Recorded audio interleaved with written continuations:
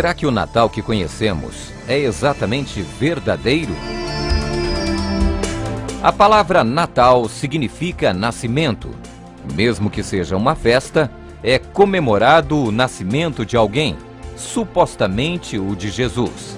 Mas, na verdade, segundo a Bíblia, dia 25 de dezembro não é o nascimento dele.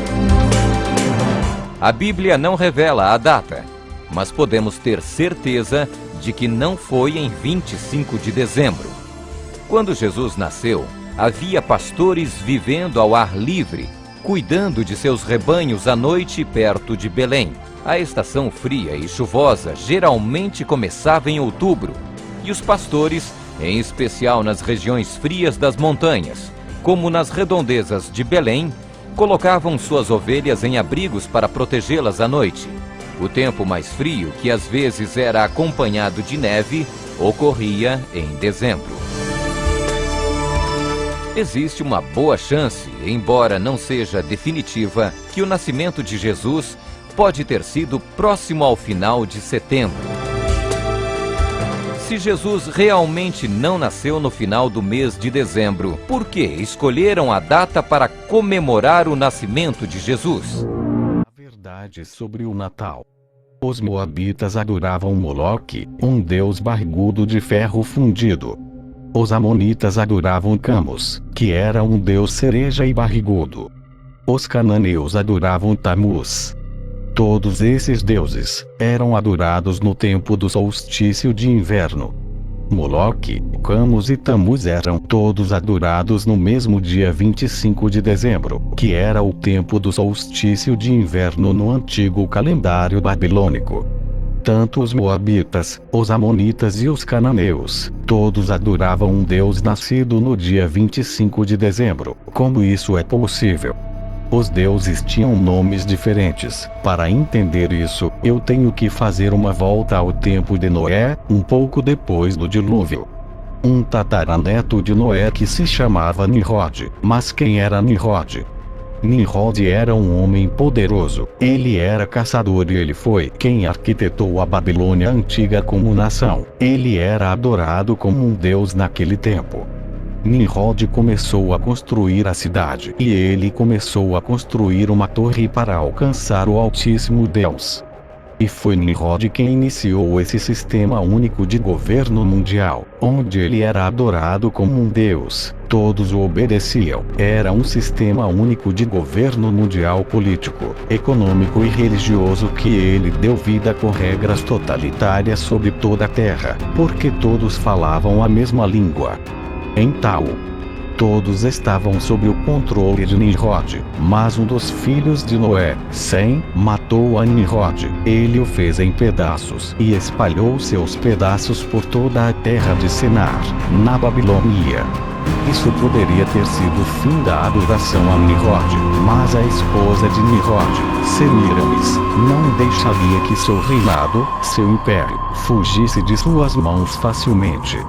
Então, ela espalhou pela terra que seu marido Nimrod, na verdade não tinha morrido. Nimrod tinha subido aos céus, assumir seu posto de Deus Sol.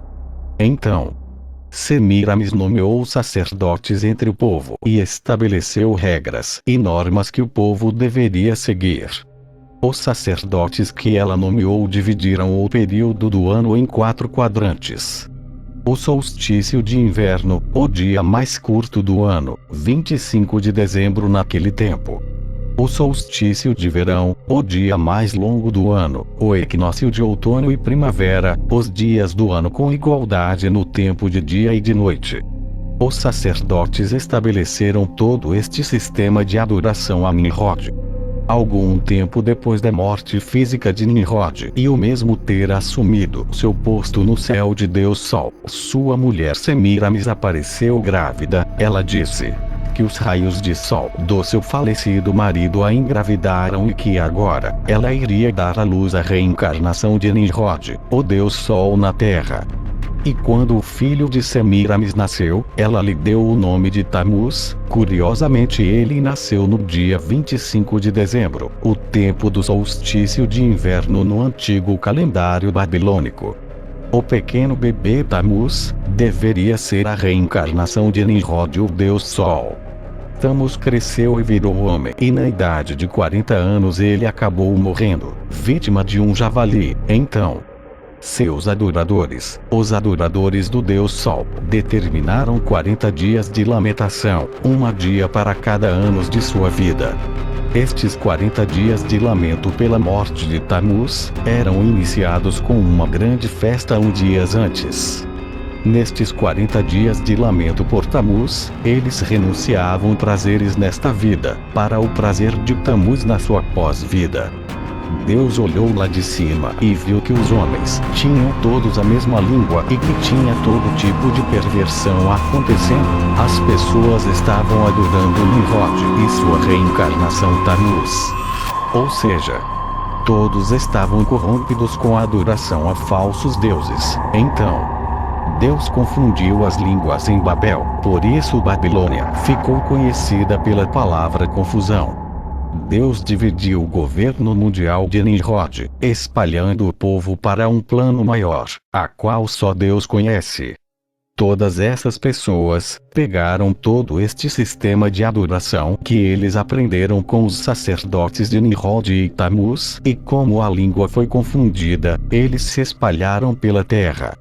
Então, deram diversos nomes para Nimrod, Tammuz e até Semiramis entre as nações, mas são todos os mesmos falsos deuses criados na Babilônia. Quando buscamos a verdadeira história do Natal, acabamos diante de rituais e deuses pagãos. Sabemos que Jesus Cristo foi colocado numa festa que nada tinha a ver com ele. O verdadeiro simbolismo do Natal oculta transcendentes mistérios.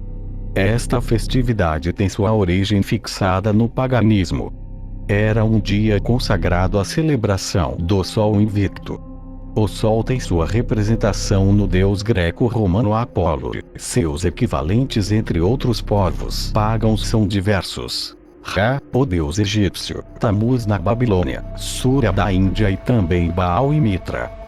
Mitra era muito apreciado pelos romanos, seus rituais eram apenas homens que participavam. Era uma religião de iniciação secreta, semelhante aos existentes na maçonaria.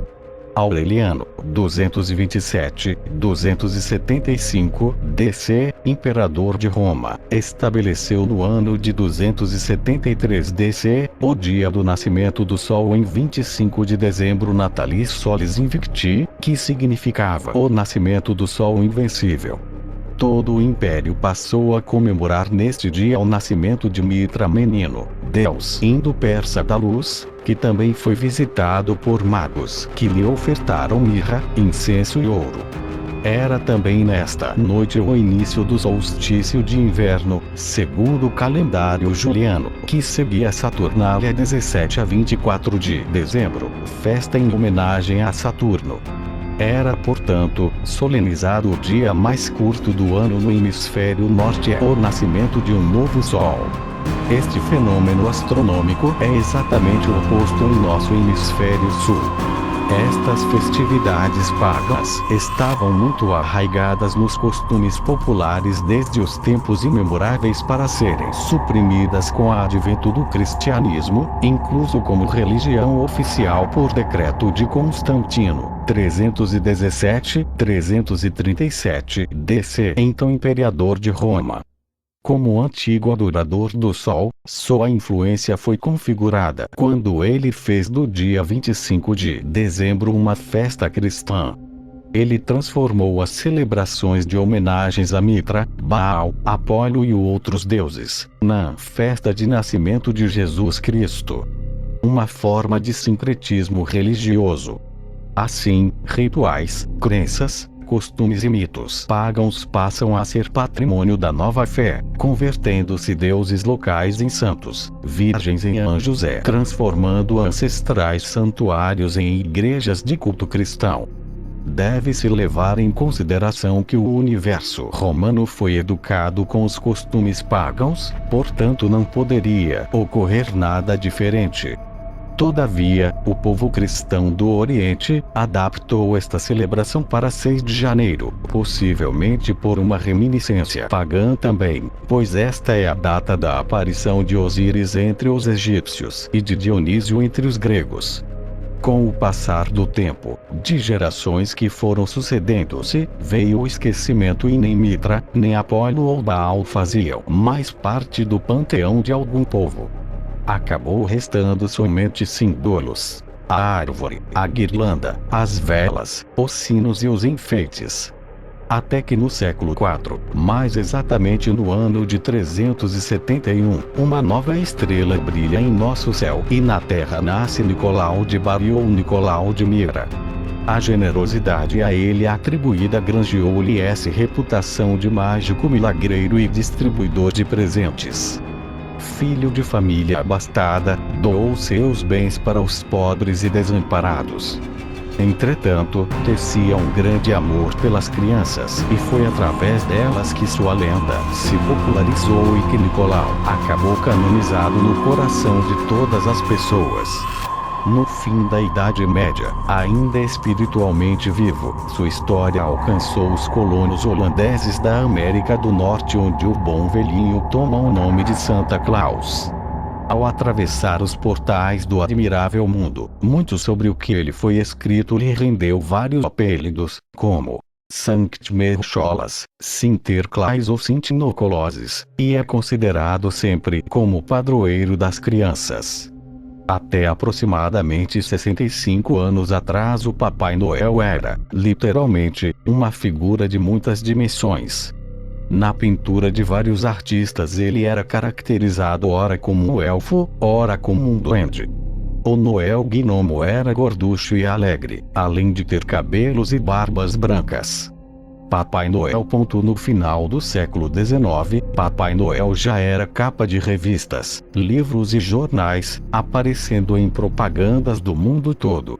Cartões de Natal o retrataram vestido de vermelho, talvez para acentuar o espírito de Natal. A partir daí o personagem Papai Noel foi adquirido várias nuances até que em 1931 a The Coca-Cola Company contrata um artista e transforma Papai Noel numa figura totalmente humana e universalizada. Sua imagem foi definitivamente adotada como o principal símbolo do Natal. A imagem do Noel continuou evoluindo com o passar dos anos, e muitos países contribuíram para sua aparência atual. O trenó e as renas acredita-se que sejam originárias da Escandinávia. Outros países de clima frio adicionaram as peles e modificaram sua vestimenta e atribuíram seu endereço como sendo Polo Norte. A imagem da chaminé por onde o Papai Noel escorrega para deixar os presentes vieram da Holanda. Hoje, com bem mais de 1700 anos de idade, continua mais vivo e presente do que nunca. Alcançou a passarela da fama e as telas da tecnologia.